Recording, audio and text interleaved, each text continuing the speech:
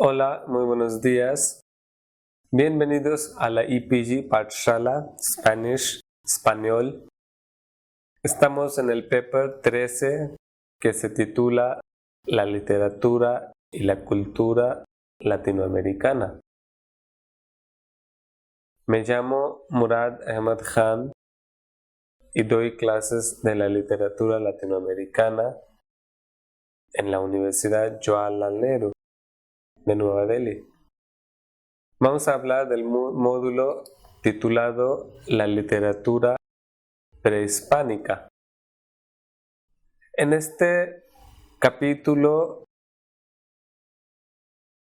el objetivo principal es de hablar brevemente de la literatura producida durante el período prehispánico. El presente capítulo trata de los textos prehispánicos. Estos textos fueron descubiertos y luego transcritos y traducidos por los españoles. Encontramos información sobre la mitología, rituales y creencias de los aztecas en algunos códices que sobrevivieron la destrucción por parte de los conquistadores, destructores españoles. Los códices permanecen ahora en las varias bibliotecas del mundo. Estos códices conservan la sabiduría de los aztecas. Los conocidos de todos estos códices son el códice borbónico, el códice mendocino, códice vaticano, códice Aubin y códice Chimalpopoca. Asimismo, acercamos a la vida y a las costumbres de los aztecas mediante los recuentos escritos por conquistadores y sacerdotes españoles. Entre ellos, lo más conocido es Historia General de las Cosas de Nueva España, por Fray Bernardino de Sahagún, también conocido como Códice Florentino. Es una recopilación de las etnias aztecas. El Códice Florentino tiene muchas ilustraciones porque está escrito en náhuatl, pero con explicaciones en castellano. Náhuatl es el idioma hablado por los pueblos indígenas de México y por todos los pueblos que vivían antes de la llegada de los españoles en Nueva España o en México. Diego Durán, un fray dominicano, estudió náhuatl para entender los diferentes aspectos de la vida azteca y escribió Historia de las Indias de Nueva España e Islas de Tierra Firme, también conocido como Códice Durán. Por los caracteres y escrituras y por relaciones de los viejos y de los que en tiempo de su infidelidad eran sacerdotes y papás, por lo que dijeron los señores principales a quienes se criaba en los tiempos y enseñaba la ley para que la difundiesen. juntos ante mí con sus libros y figuras antiguas, muchas de ellas untadas con sangre humana, relataron el inicio. Parece que tenían a Tonacatetlui, quien tuvo por mujer a Tonacasihuatl, conocida como Xochiquetzal. Ellos fueron señor y señora de nuestra carne y se criaron en el 13º cielo, de cuyo principio no se supo jamás. Engendraron a 4 hijos. El mayor, Tezcatlipoca Rojo, nombrado así porque nació colorado. Los Huexotzinco y Tlaxcala lo tenían por su dios principal y le llamaron Camaxtli.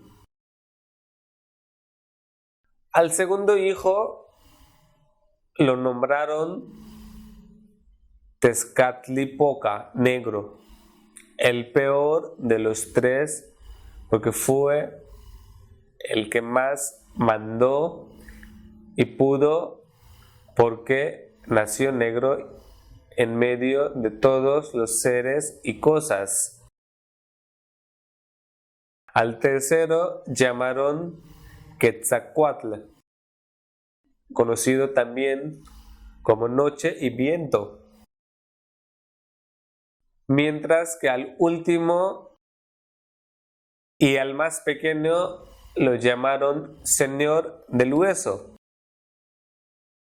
o la culebra con 2 cabezas, a quien los mexicanos tuvieron como su dios principal y denominaron Huitzilopochtli. De los 4 hijos de la primera pareja, Tonacatecuhtli y Tonacacicuatl, Tezcatlipoca Negro era omnipresente. Conocía todos los pensamientos y los corazones.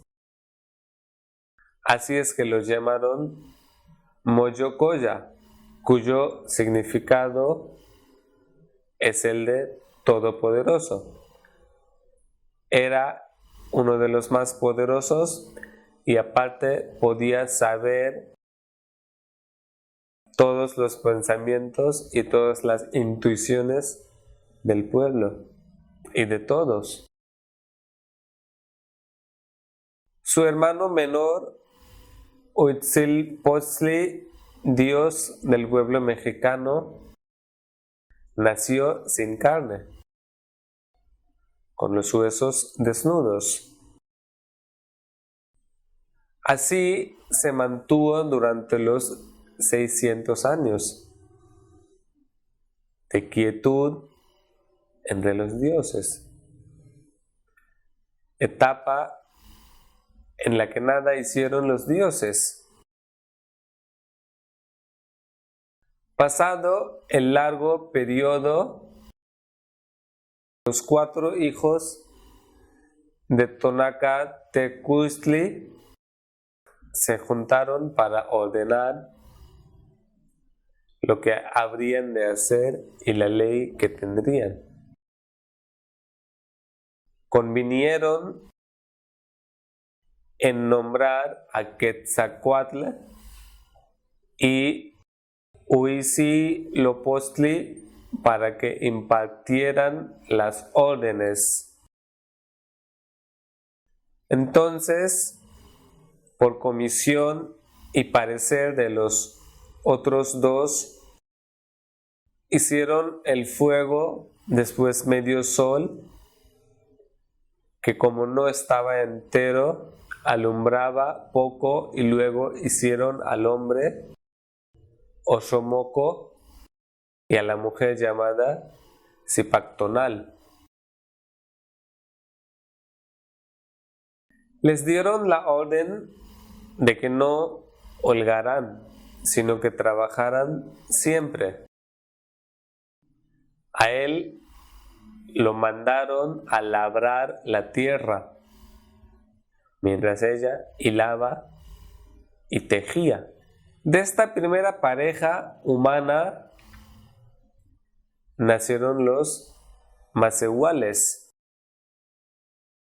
Zipactonal recibió el don de la curación a través de ciertos granos de maíz que le fueron entregados por los dioses para la cura. Las adivinanzas y hechicerías como acostumbraron a hacer hoy día las mujeres. Así que se entregaba y se sometía a los quehaceres caseros. Y también por el propósito religioso hacía adivinanzas y hechicerías. También la magia, de lo que acostumbra también el día de hoy en muchas regiones antiguos de toda la América Latina. Terminada su tarea con los primeros hombres, los dioses hicieron los 360 días del año, que dividieron en 18 meses de 20 días cada uno. Luego crearon a los dioses que habitaron el infierno, al señor del inframundo y a su señora, la señora del inframundo. Les llegó la hora de crear los cielos y comenzaron por el más alto, desde el 13º para abajo, para continuar con la creación del agua, en la que criaron a un pez grande que llamaron Zipactli, parecido al caimán. Se juntaron los 4 hermanos, hijos de la primera pareja, y crearon a Tlaloc y Chalchihuiticue, quienes fueron dioses del agua, a los que se les pedía cuando tenían de ella necesidad. Como estaban los 4 juntos, hicieron del paz Zipactli la tierra a la cual llamaron Tlaltecuhtli, votándola como deidad, sostenida por el pescado que la había engendrado. Otros dijeron que la tierra fue creada por los dioses Quetzalcoatl y Tezcatlipoca, quienes bajaron a tierra a la diosa del cielo. Hay quienes que piensan que ellos fueron los dioses principales, hay quienes que piensan que hay otros, existen otros, según la creencia y según una tradición oral, tradicional, que se ha sostenido desde hace miles de años. Ella tenía las articulaciones completamente cubiertas de ojos y bocas con las que mordía. como una bestia salvaje. Antes de que la bajaran, había agua que nadie sabe quién creó, sobre la cual la diosa caminaba. Cuando vieron esto, los dioses se dijeron: es necesario hacer la tierra. Y diciendo esto, se convirtieron los dos en grandes serpientes. Transformados, una de las serpientes agarró a la diosa de la mano derecho y de pie izquierdo, y a la otra de la mano izquierda y de pie derecho. Jalaron tanto que la partieron por la mitad. Es una de las mitologías que existe acerca de los dioses antiguos en estos libros, en estos códices. Con la parte de atrás de los hombros hicieron la tierra y la otra mitad la llevaron al cielo. Los otros dioses se enteraron y se enojaron mucho. Entonces, para recompensar a la diosa de la tierra por el daño que le habían hecho, los dioses entonces descendieron todos del cielo y ordenaron que de ellas salieran los frutos necesarios para la vida de los hombres. De sus cabellos hicieron los árboles flores, de su piel las pequeñas hierbas y flores.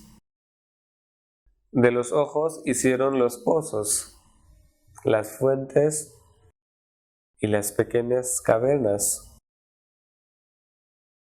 De la boca los ríos y grandes cavernas, mientras que de los agujeros de la nariz y de los hombros los valles de las montañas y las montañas mismas respectivamente. La diosa lloró algunas veces durante las noches incansablemente. Querría comer corazones de hombres y únicamente callaba cuando se los daban.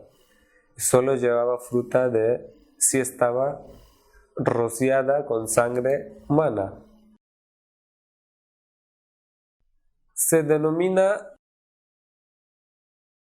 la literatura prehispánica a las manifestaciones de carácter literario que tuvieron lugar en América y el Caribe antes de la llegada de los españoles. Esta literatura también distinguía cierto número de géneros. En primer término, el Teocuitcuatl, canto divino o himno. Su estilo está sobrecargado de alusiones esotéricas y metáforas. Trataban temas religiosos y no solo debían ser cantados, sino también representados. Otros himnos más simples se reducían a repetir fórmulas mágicas o conjuros. Siempre se daba una énfasis sobre la representación, no solamente cantada, sino que también registrada. Se había empezado recién creer que solamente no se trataba de los temas religiosos, sino que también los temas otros que existían, que fueran representados también propiamente. Los demás poemas eran clasificados de acuerdo a su tema y a su origen. Siempre tenían una diversidad bastante amplia también, porque según se basaba en una tradición que pasaba de boca a boca, una tradición oral. Entonces cada pueblo, cada lugar, cada región tenía su origen. Y esas clasificaciones de los poemas eran de acuerdo con su origen. Siempre tenía que haber buscado, siempre tenía que haber sabido la gente el origen de esta literatura o este trabajo o esta obra. Así se tenían cantos guerreros, cantos floridos y maliciosos, poemas de primavera, etc. Algunos de estos eran verdaderas leyendas, como el canto de Quetzalcóatl. Y aparte también existían varias leyendas que se contaban, pero también eran verdaderas. Y pasaban esas leyendas de un lugar a otro, de una persona a otra, de una generación a otra. Eso fue la riqueza de la literatura prehispánica también, que siempre lo hacían pasar de una fuente a la otra. Por otro lado, está la literatura maya, dentro de la cual sobresale el Popol Vuh, el libro del consejo, correspondiente al pueblo quiché. El pueblo quiché como el pueblo muy rico, el pueblo muy sabio del Perú, el pueblo que también en este momento, como no había la clasificación de los estados y fronteras, sí que estaba expandido por toda la América Latina. No solamente se limitaba a una frontera, un país, una nación. Así que el libro del consejo, el Popol Vuh, también es un libro más sagrado de ese pueblo, quiché. Es una obra narrativa que contiene el concepto de origen para aquella cultura en la que intervienen seres sobrenaturales, bestias y fuerzas cósmicas. Aunque esta obra es la más representativa, también dejaron testimonios en teatro con el Rabinal Achí.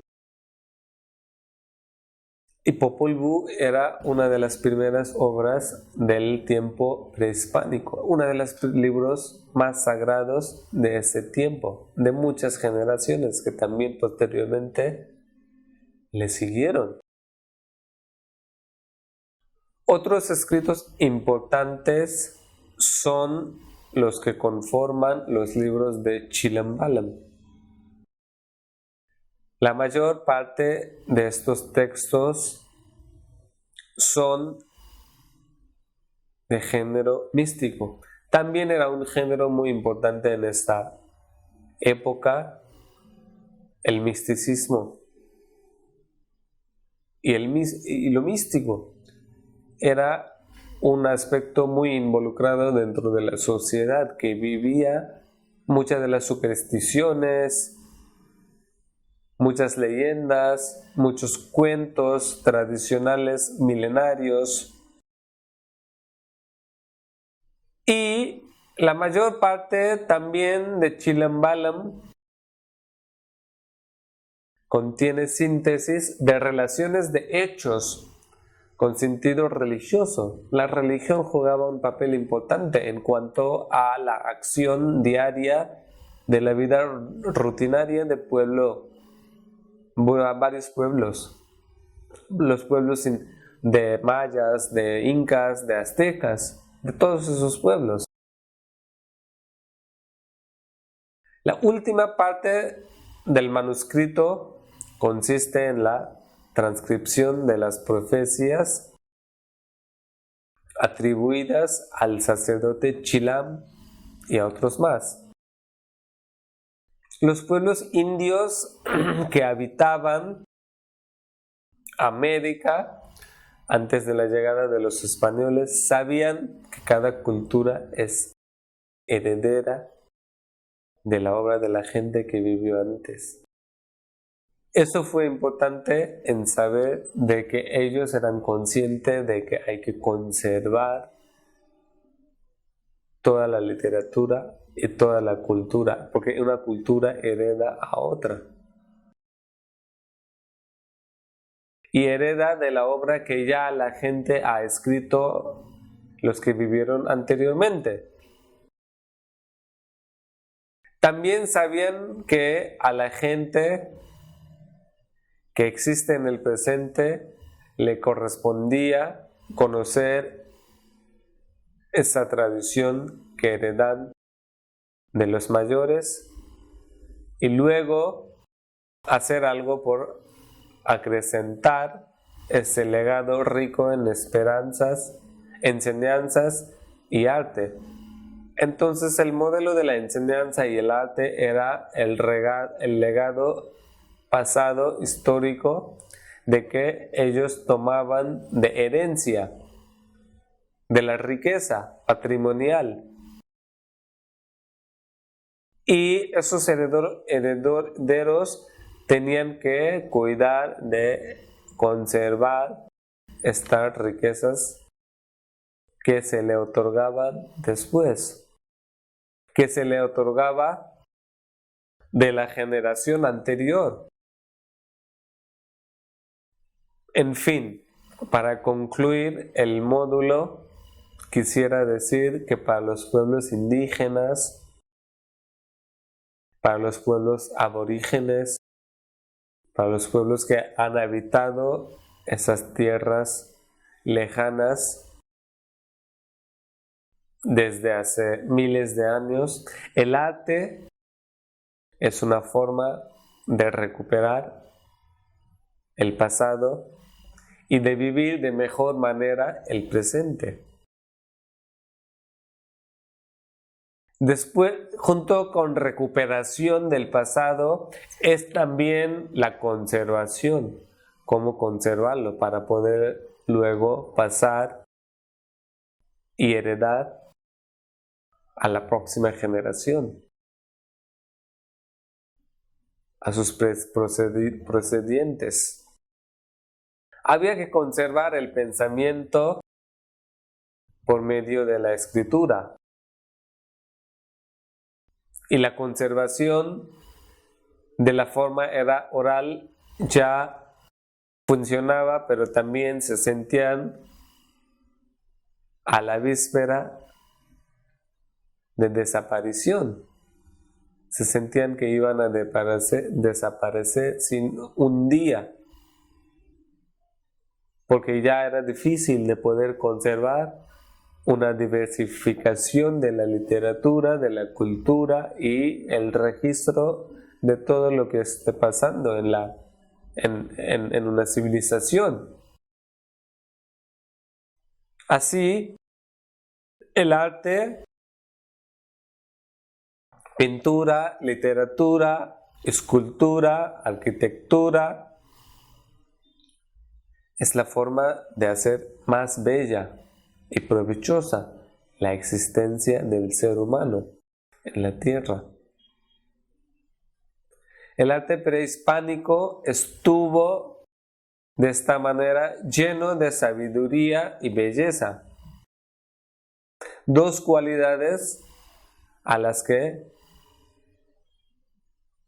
han de acercarse un poco para no extraviar el camino. Hay que volver continuamente a los orígenes. La literatura prehispánica es también didáctica. Los más grandes de cada comunidad siempre buscaron compartir con los niños y jóvenes su experiencia y lo que aprendieron de las palabras antiguas.